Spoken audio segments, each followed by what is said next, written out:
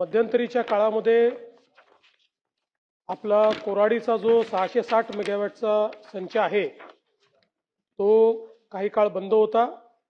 म्हणजे 12 तारखेला 21:46 पासून 13 तारखेला 4 वाजेपर्यंत, 17 तारीख ते 19 तारीख असा तो बंद होता।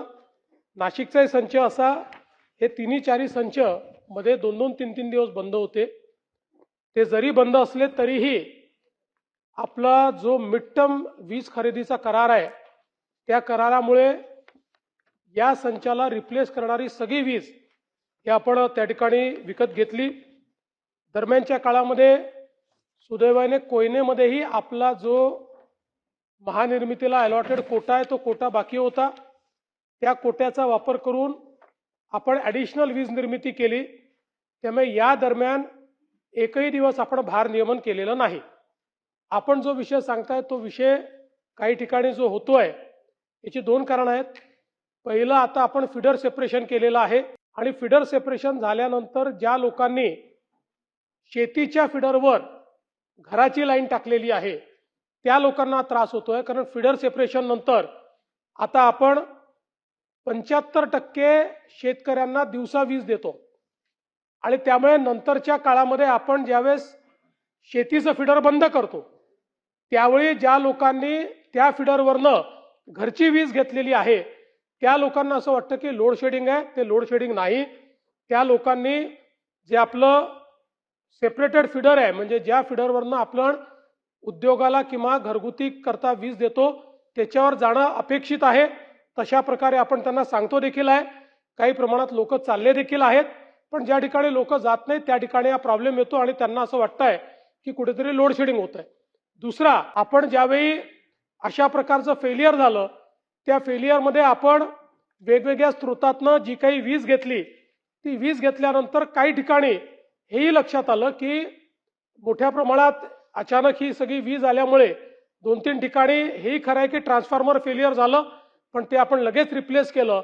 मात्र कुठेही लोड शेडिंग आपण केलेलं नाही। उलट आत्तापर्यंतचा रेकॉर्ड जवळपास 32,000 मेगावॅट 32,000 मेगावॅटचा लोड देखील आपण पूर्णपणे त्या ठिकाणी सॅटिस्फॅक्टरी अशा पद्धतीनं त्याचा पुरवठा केलेला आहे। आणि आता तर आपण या पद्धतीनं प्लॅनिंग केलंय की पुढच्या 5 वर्षामध्ये आपण जवळपास 45,000 मेगावॅट पर्यंत जातो। नागपूर शहरातल्या अनेक भागामध्ये रात्रीच्या वेळेस 7-8 तास वीज नव्हती आणि त्यामुळे लोकांचा जमाव त्या एमएससीबीच्या सबस्टेशनवर जायचा। माननीय अध्यक्ष महोदय, सन्माननीय आमदार विकास ठाकरेजी सांगतायत त्यात काही प्रमाणात वस्तुस्थिती आहे। मुळामध्ये आपल्याला माहिती आहे की यावेळेस एक्सटेंडेड उन्हाळा आहे आणि या एक्सटेंडेड उन्हाळ्यामुळे आपली मागणी ही खूप पीकवर गेली। म्हणजे आपण जर विचार केला तर साधारणपणे मागच्या वर्षीशी आपण कंपेअर केलं तर काही प्रमाणात 4,000 मेगावॅटनी मागणी वाढली आहे। हे काम मोठं आहे। तुम्हाला सांगतो की अख्खं केरळ राज्य जे आहे या अख्ख्या केरळ राज्यामध्ये 6,000 मेगावॅट वीज यूज होते आणि 6,000 मेगावॅटच्या वर गेलं तर त्या ठिकाणी आता लोड शेडिंग चाललंय। आणि महाराष्ट्रामध्ये नुसतं पीक जे आहे त्यातही 4,000 मेगावॅटनी आपली डिमांड वाढली, त्याची पूर्तता आपण केली। पण हा जो सगळा नागपूरचा भाग आहे या भागामध्ये 2 सबस्टेशनची निर्मिती आपल्याला करायची आहे। कारण जे सबस्टेशन आहे त्याच्यावर ज्यावेळेस पीक लोड वाढतो त्यावेळी त्याचं फेलियरचं प्रमाण आहे। या संदर्भात माझ्याही मतदारसंघातला प्रॉब्लेम आहे, म्हणजे केवळ तिथे नाही, त्यातला एक मेजर माझ्याही मतदारसंघावर त्याचा परिणाम आहे।